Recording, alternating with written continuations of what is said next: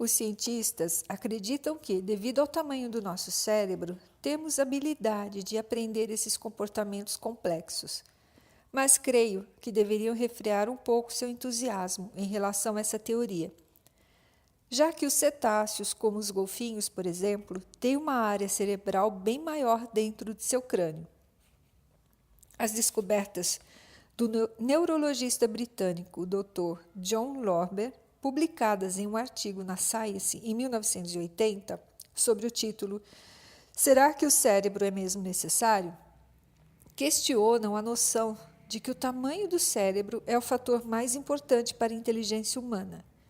Lorber estudou diversos casos de hidrocefalia, que é o acúmulo de água no cérebro, e concluiu que mesmo quando a parte do córtex cerebral, a camada externa do cérebro, é inexistente, os pacientes conseguem viver normalmente. O redator da Science, Roger Levin, cita Lorber em seu artigo. Um dos alunos que estuda nesta universidade tem um QI de 126, ganhou prêmios como melhor aluno de matemática e tem uma vida social normal, mas não tem cérebro, literalmente falando. Quando foi submetido a um exame, verificamos que, em vez de um cérebro normal de espessura de 4,5 centímetros, entre os ventrílocos e a superfície cortical, havia apenas uma fina camada de tecido de pouco mais de 1 milímetro de espessura. Seu crânio é preenchido apenas com fluido cerebrospinal. As descobertas de Lorber sugerem que devemos reconsiderar nossas crenças sobre o funcionamento do cérebro e sobre os fundamentos físicos da inteligência humana. No epílogo deste livro, menciono que a inteligência humana só será totalmente compreendida quando aceitarmos os conceitos de espírito, a energia, ou aquilo que os psicólogos mais atualizados chamam de mente superconsciente. Mas, no momento, gostaria de me ater aos conceitos de mente consciente e subconsciente, que sempre provocaram reações entre psicólogos e psiquiatras.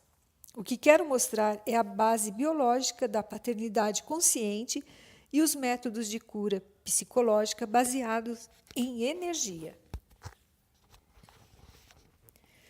Programação humana, quando os bons e velhos mecanismos começam a falhar. Voltemos ao conceito de desafio evolucionário dos seres humanos, que tem de aprender tudo rápido para sobreviver e se tornar parte da comunidade social.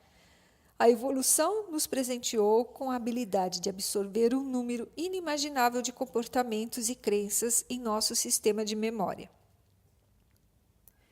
Pesquisas recentes sugerem que a chave para a compreensão desse mecanismo é a atividade elétrica flutuante do cérebro, que pode ser medida por um eletroencefalograma. A definição literal de eletroencefalograma é figuras elétricas da cabeça. Essas figuras, cada vez mais sofisticadas, revelam com detalhes a atividade cerebral nos seres humanos.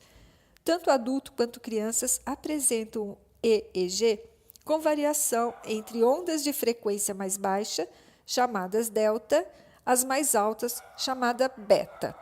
No entanto, os pesquisadores observaram que a atividade EEG em crianças revela, em todos os estágios de desenvolvimento, a predominância de um tipo específico de onda cerebral. O Dr. Rima Leibel descreve em Quantitative EEG and Neurofeedback o progresso desses estágios de desenvolvimento na atividade cerebral. Entre o nascimento e os 2 anos de idade, o cérebro humano opera predominantemente na frequência de EEG mais baixa, ou seja, entre 0,5 e 4 ciclos por segundo em Hertz. A faixa conhecida como ondas delta.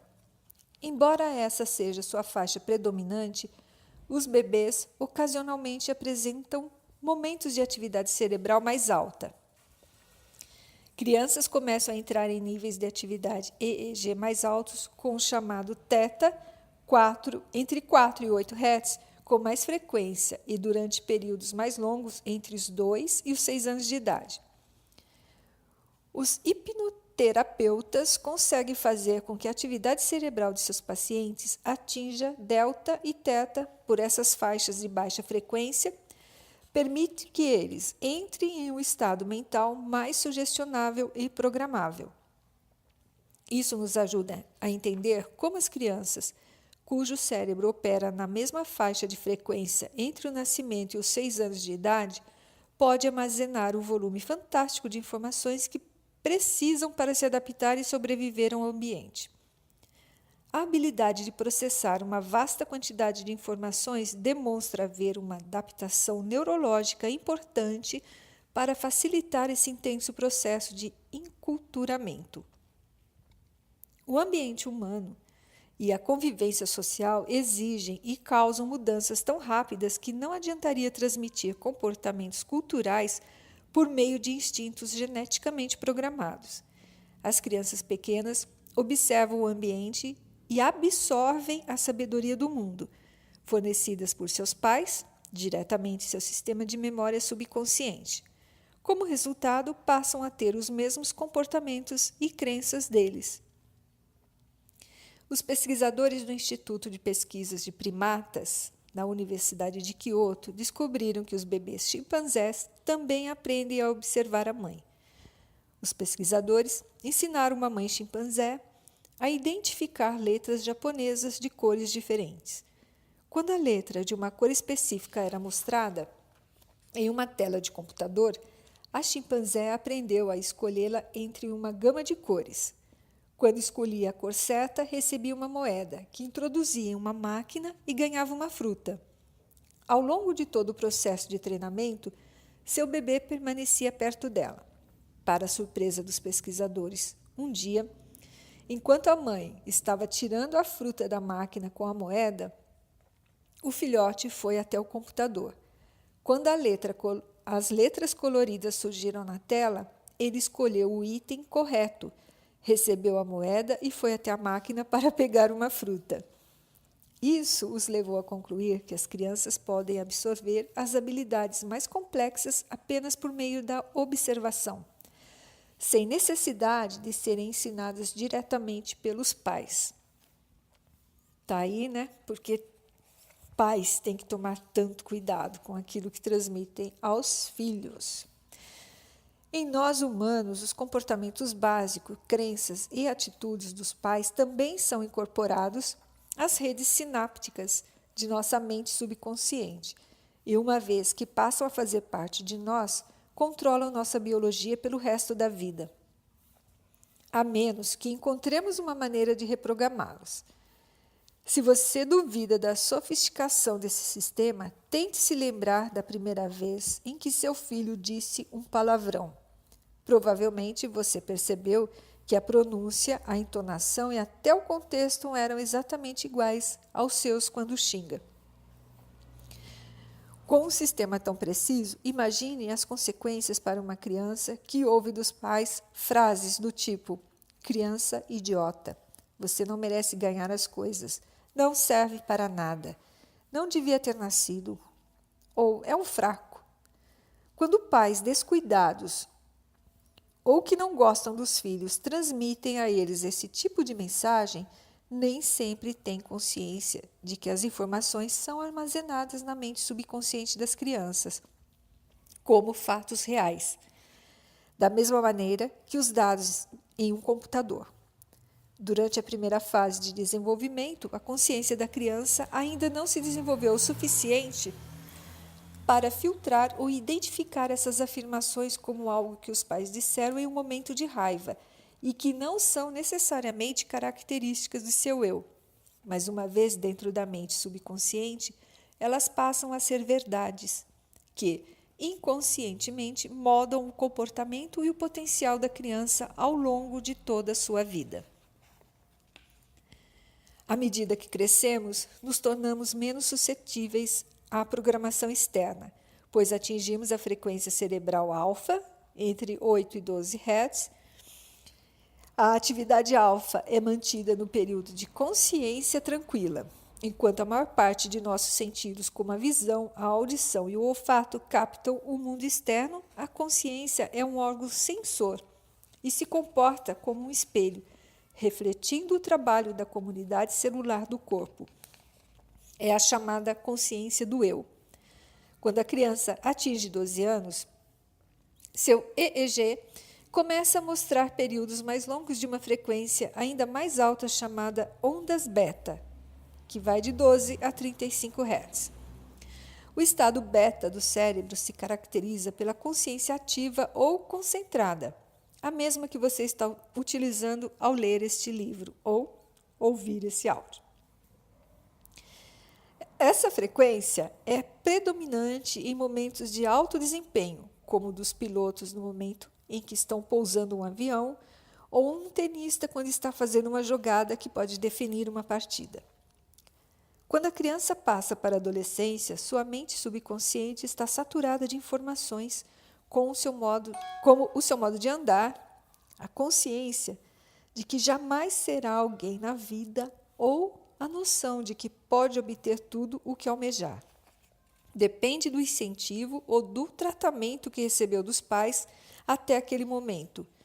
O conjunto de instintos geneticamente programados e das crenças que adquirimos de nossos pais formam a mente subconsciente, que pode tanto nos impedir de manter o braço esticado em um consultório de quiroprática, quanto sabotar todas as promessas que fazemos no ano novo, de que iremos parar de comer demais, usar drogas, medicamentos, etc. Volto então à questão das células. Como podem nos ensinar muito sobre nós mesmos? Já disse muitas vezes que cada uma delas tem uma inteligência própria. Mas quando se agrupam para criar comunidades multicelulares, passam a seguir a voz coletiva do organismo, mesmo que ela implique comportamentos autodestrutivos. Nossa fisiologia e padrões de comportamento se desenvolvem de acordo com as verdades dessa voz central e todas as suas crenças, sejam elas construtivas ou destrutivas. Já mencionei o poder da mente subconsciente, mas quero enfatizar que não há necessidade de a considerarmos uma fonte assustadora, poderosa e freudiana de conhecimento destrutivo. Na verdade, o subconsciente é um grande centro de dados e programas desprovidos de emoção, cuja função é simplesmente ler os sinais do ambiente e seguir uma programação estabelecida sem nenhum tipo de questionamento ou julgamento prévio. A mente subconsciente é como um disco rígido que armazena nossas experiências de vida, os programas de comportamentos de estímulo-reação. Os estímulos que ativam o comportamento podem ser sinais que o sistema nervoso detecta no mundo externo e ou de dentro do próprio corpo, como emoções, prazer e dor. Quando um estímulo é captado, gera automaticamente a mesma reação comportamental que foi aprendida na primeira vez em que foi detectado. Na verdade, as pessoas que percebem e passam a observar esse tipo de resposta automática admitem que muitas vezes os botões em seu organismo são involuntariamente pressionados. Antes da evolução da mente consciente, as funções dos cérebros animais eram diretamente ligadas à mente subconsciente. Estas mentes primitivas eram mecanismos simples de estímulo-reação, que respondiam automaticamente ao ambiente por intermédio de ações geneticamente programadas, instintos, ou de comportamentos adquiridos. Esses animais não acionavam esses comandos conscientes. Eram atos reflexos e incondicionais, como o piscar dos olhos em um ambiente empoeirado ou o reflexo de chutar com a perna quando o médico bate em nossa junta no joelho.